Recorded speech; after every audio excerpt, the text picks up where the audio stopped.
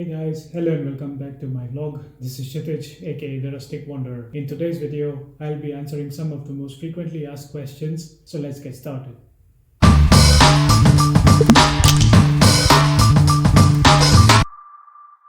So the very first question that I often get asked as soon as a foreigner either reads my name or tries to read my name is, how do you pronounce your name and is the K silent? So the way you pronounce my name is Kshitij. It has origins in the language Sanskrit, and no, the K is not silent because K, S, and H together make for an alphabet in Hindi or Sanskrit that needs to stay together. Next, what is my ethnicity? So, I am Indian by origin, born and raised in India, though for the last 10 years or so I have been living the expat life, meaning I have been living and working overseas. Another question related to my name that I often get asked is, what does it mean? Or does it even have a meaning at all? Yes, my name does have a meaning. As I said, it has its origin from the language Sanskrit, and it is how you refer to horizon in my mother tongue. As soon as people realize that I have Indian ethnicity, the very obvious next question is, what religion do I practice and follow? I am a Hindu by religion. I was born and raised in a Hindu family. Do I have any dietary restrictions? Yes, I do have slight dietary restrictions, some originating from my religious origin, some based on my personal preferences. Basically, that means I do not eat beef or any other form of cow meat, and I refrain from consuming alcohol. What is my highest qualification? So, I have a PhD in robotics from Japan. What is my height? I am 6 feet or 180 centimeters high. Do I have any siblings? No, I am the one and only child of my family. Being the only child, does that make me feel lonely? No, in fact, it was quite the opposite. As the only child, I did not have to share my parents' attention with anybody else. I was raised as the sole king of the family. But my parents did not spoil me. I still understand the value for money. It just means that I got undivided attention. I still come from humble beginnings. Where do I work? So, at the moment, I am a postdoctoral researcher based out of Finland. I am a postdoctoral researcher at the University of Oulu in northern Finland. What are my research interests? So, I'm interested in autonomous mobile robots, which means the robots including ground rovers, drones, marine robots, and the likes. I'm interested in enhancing their autonomy and solving real life challenges such as border patrolling, environmental monitoring, and the works. What are my hobbies other than research? So, other than research, I am a hardcore foodie, a sports lover, and a travel enthusiast.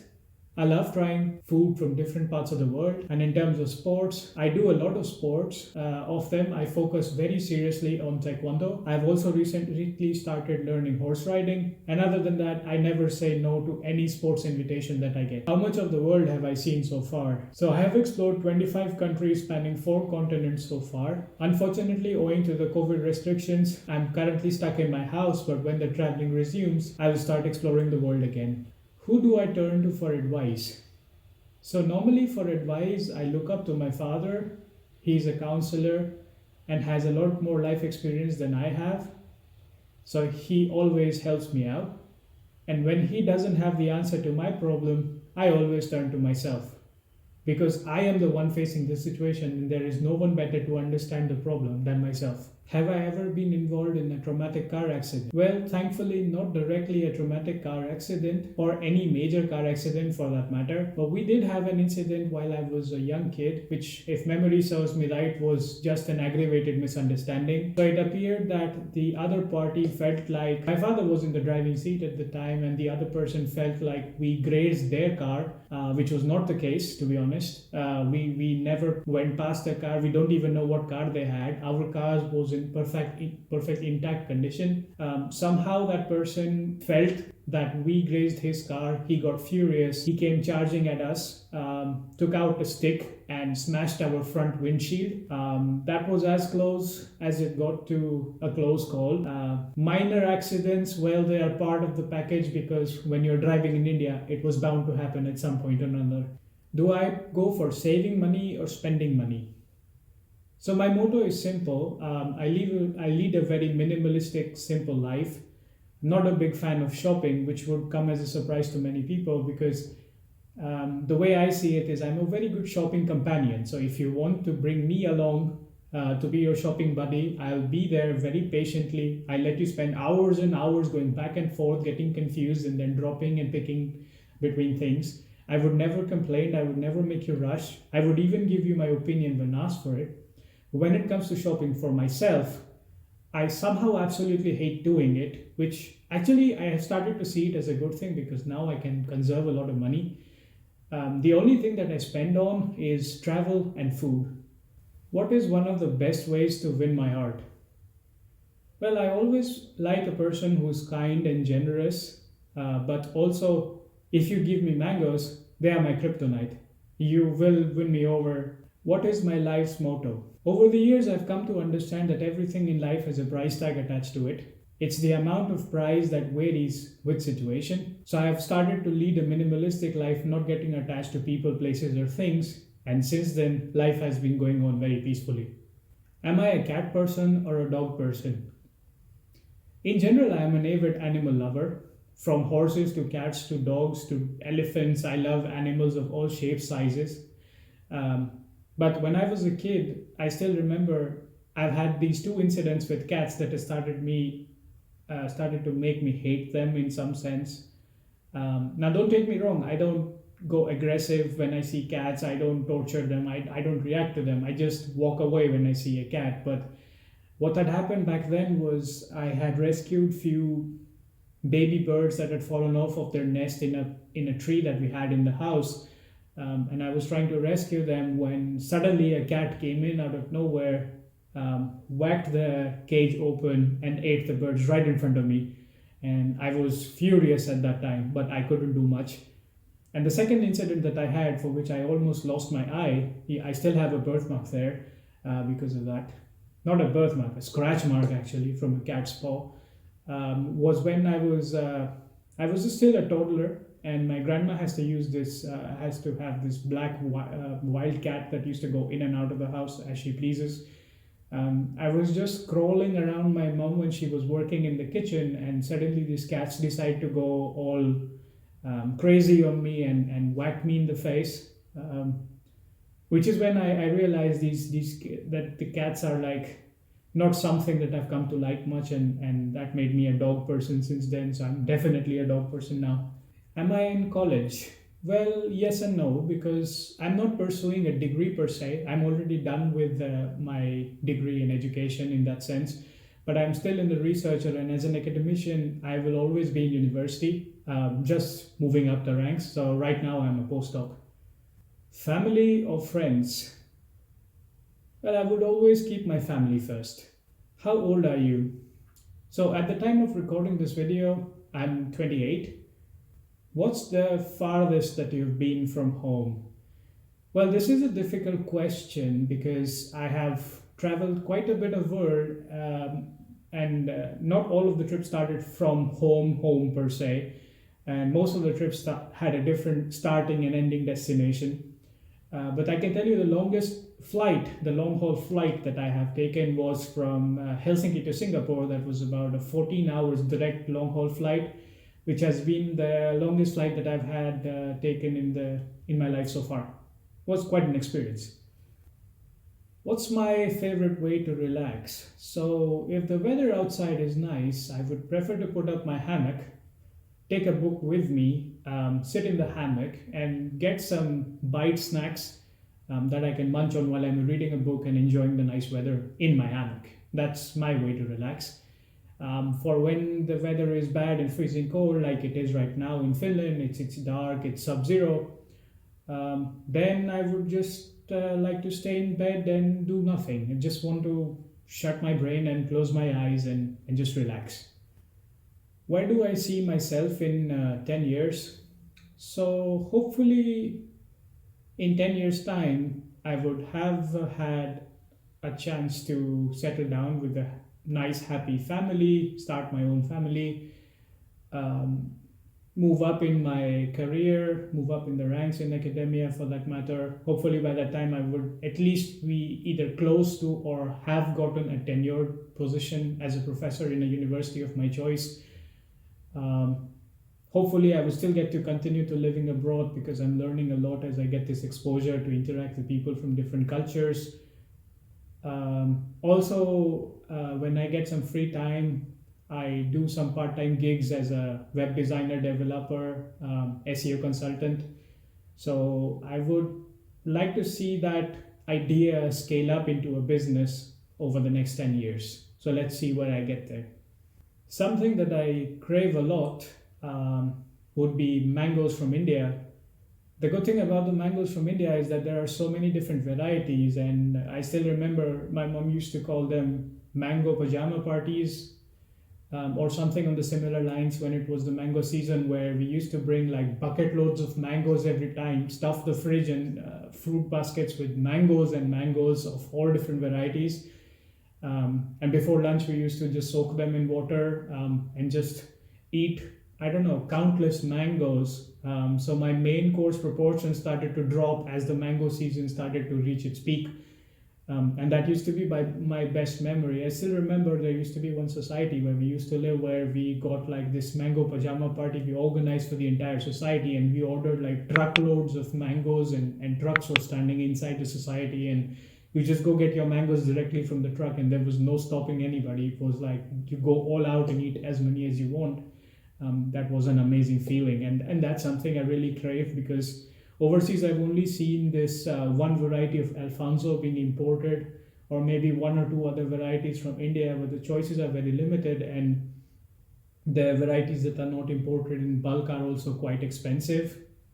So that is something I really crave a lot. Also, the exotic fruits that we used to have, for example, lychee was something that you don't find a lot in places that I live. But like recently, I found some lychee, and just that 100-200 grams of that gave me a lot of joy and reminded me of home. So those are some of the things that I really crave here.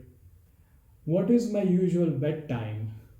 So I do sports, I do research, and I also do part-time gigs as a web design developer and SEO consultant, which means I don't have a fixed 9 to 5 schedule. As it is, research doesn't work as a 9 to 5 schedule, but the other hobbies or side gigs that I have started to invest my time into also don't have a fixed schedule per se. I am a very good multitasker and time manager for that matter, but most of the days I don't have a fixed time, although I try to get to bed by midnight, but sometimes I just fail miserably at that. But then I just take it easy when my body wants to gives me signal to go to sleep, and I just go to sleep. I don't try to kill myself for no reason. But when I see a reason to stay up or work longer, I am flexible enough to be able to do that. What's my favorite food? So I am a hardcore foodie, and there are certain dishes I would say from all different cuisines that I have tried so far that I've started to like. For example, in Bratislava, there was this soup that I had that is offered to you in like a thick bread that looks somewhat like a pumpkin. They slice off the top, they put the mushroom soup inside in that thick bread. And while you're drinking the soup, you start scraping off the bread from the inside. So that was a very interesting experience, and it was quite delicious. Like, I never thought soup itself could be a main course, but that was interesting. Greek food, I just absolutely loved it. It was dirt cheap, quite unhealthy, I would say. Everything was fried, but the portions were big, just the way I'm used to eating in India. Indian cuisine, no doubt. I absolutely love it from every different part of India. So it's kind of hard to pinpoint like one food or one cuisine that I really like, but it's just like some things from everywhere of the world are just amazing. What are some things that make me happy? So some things that I really make me happy are, for example, in research, when a paper gets accepted, be it a conference or a journal, because it takes a lot of time and effort for us to package it properly and to submit it for review, and for to convince the reviewers that it is worth publishing, and for them to appreciate the idea. That's something that makes me really happy. In sports, when I go to get a chance to go to some competitions, and I get some podium stand finishings, those are nice.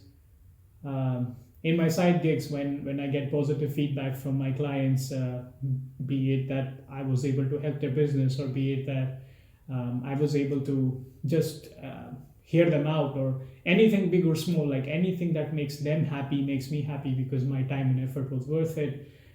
Also, I invest my free time in mentoring my juniors or any student who tries to reach out to me to try and learn from my experience. I try and lend them a listening ear and help them out as much as I can. And at the end of the day, when they get back to me to say that the discussion was useful, or my advice helped them get to where they wanted to go, these are just some of the things that make me really happy. I really like spreading smiles and making people happy, and I like to do my part in whichever way I can. So, am I a tea person or a coffee person? Now, this is a slightly difficult question, which for you would be ironic because coming from India, you would just imagine that I would have jumped for the option for tea all the way. But I like to drink both in moderation, in some sense, I would say. It took me some time, but I grew fond of black coffee finally. I also started liking Dalgona coffee, but it just takes forever to make it. So, yeah, it's something that I only did like once in a year. In terms of tea, because I can try lots of different types of tea leaves and lots of different varieties, so I kind of mix and match and jump around between tea and coffee. Not a big fanatic of coffee because I don't quite understand the coffee beans and where they come from and which is good and which is bad. In tea, though, however, I'm quite picky, and that's why I like to jump around between tea and coffee, just to have some change of flavor. So, what's my favorite season?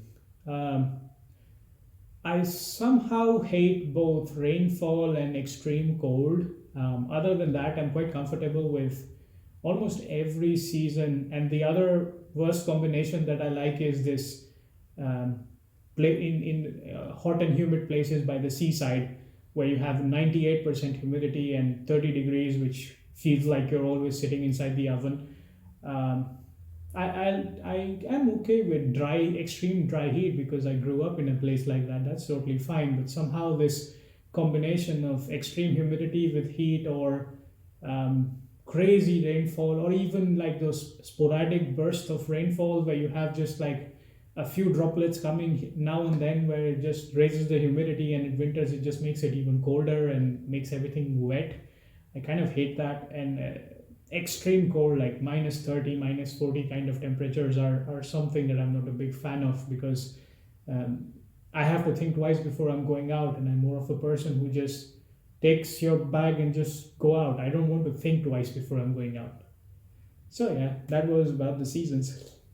What is my usual wake up time? So in the summer, most of the days I wake up quite early because I like to catch the early rays of sunshine. Living in Finland at Functionality, those days are very limited for me. So most of the days I have to wake up by staring at the clock and trying to figure out what time it is, because outside is going to be jet black. Going to understand just by your body clock is all messed up because of very limited sunshine or non-existent sunshine. So in other days when there is no sun to see, for example, I like to wake up somewhere around 8 a.m. or so. Sometimes if I have something to do early in the morning, maybe an overseas meeting or something of the sort, then I try to wake up early. But on average, it would be somewhere around 7:30 or 8 a.m. Is there another language that I can speak? Yes, there are multiple languages that I have different levels of proficiency in. I prefer using English for this channel because I'm trying to reach out to maximal foreigners as much as I can. And English being a unified language globally, I'm trying to stick to English. But Hindi is my mother tongue, so I'm bilingually proficient in Hindi. I also learned Sanskrit because my religious scriptures are written in Sanskrit, and I wanted to be able to understand what is being said there. So I learned Sanskrit as well. And one of the family members in the extended family, it was also a Sanskrit teacher at the time. So I used to take like some informal lessons from her to try and understand Sanskrit. Then when I was in Hong Kong, I picked up both Cantonese and Mandarin, just the daily conversation types, not the business proficiency. Same for Japanese when I moved to Japan because I was living in the countryside and there was no other way of communicating with people. In Finland, I'm trying to pick up bits and pieces of Finnish words here and there. I can still make few sentences and understand most of the context, though I don't have a very good proficiency in Finnish. It's quite a difficult language to learn, to be honest. So, yeah, there are multiple languages I can speak. If I could live anywhere in the world, where would that be? So, I am still in the process of exploring the world and trying to figure out that one place where I'd like to anchor down. Um, at this point in my life, I'm still at a stage where I'm not yet ready to settle. I like this life with no strings attached, no attachments, no anchors, no chains holding me down. The full freedom to be able to just up and go wherever I want, whenever I want, is something that I'm very enjoying.